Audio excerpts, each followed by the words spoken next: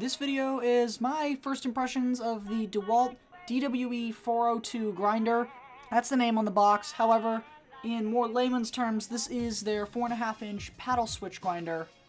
And I bought it to finally replace the Ryobi that I reviewed about a month ago. Took me that long to get a new one. I'm just really cheap. Without further ado, I'm going to finish taking this thing out of the package, and we're going to go right into how the grinder looks. Now, what it comes with is just the grinder itself, a manual, and an Allen wrench to change out the little discs that go in the spindle that actually hold the grinding wheel or cutting wheel or flap disc, whatever you put on there, in place. Now, the grinder itself is a lot heavier than what I'm used to. Might be because the motor's pretty big. It's an 11 amp motor, so it's pretty powerful. The paddle switch feels really nice. It's got a nice firm click feeling, and the overall look of the grinder is really nice too. Nothing looks unfinished. It all looks really professional. All the edges are smooth. There's nothing that I could possibly cut myself on. There's nothing unfinished. And I really like that, considering this tool is a little bit more of an investment than the Ryobis that I have been using prior to this. But the cost and the looks don't matter if this thing doesn't perform, so how well does it do? First thing I'm going to do is just throw on a cutting wheel and try and slice through some about 3/16 or 1/4 inch thick material.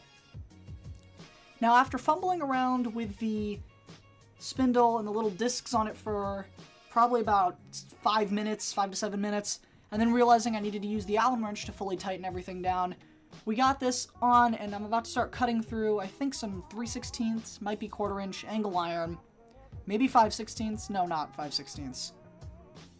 And it goes through it like butter, effortlessly. I do not have to really exert any energy. I'm just holding the grinder and trying to keep it in a straight cut. And then again, I'm not trying to follow a line or anything here, so it's not that straight.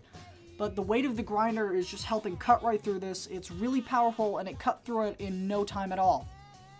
Now, I'm also going to throw a grinding rock on this thing. I'm just trying to put a little bit of bevel on a piece of what I believe to be 5/16 plate that I've welded on before. I'm also going to grind down a weld that is on the top of it just to see how quickly it gets that done.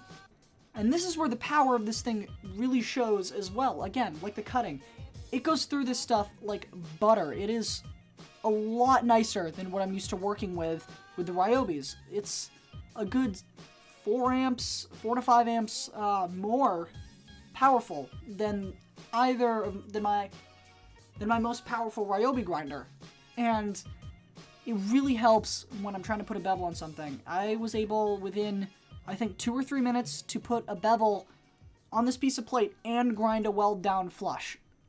Now, I'm not going to be testing this out with flap discs, because I'm not going to be using flap discs on this grinder for the most part. That's going to be on my other Ryobi with the trigger grip on it. Now, I've used this thing for probably about 30 minutes at this point.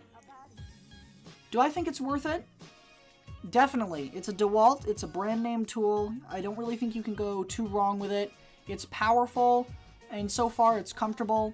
It's a little bit heavy, but it makes up for it in power. We're just going to have to see how it lasts. Again, I will probably do a 1-year review of this. No promises, but most likely I will. That's it from me. Really hope you guys enjoyed this week's video. I will try and be back next week with something. Maybe I will, maybe I won't. I've got a lot of stuff going on in my life right now. A lot of the stuff has to do with school. But I will try my best to upload next week for you guys. That's all from me. I'll see you guys later. I don't know what you want. Let's have a bit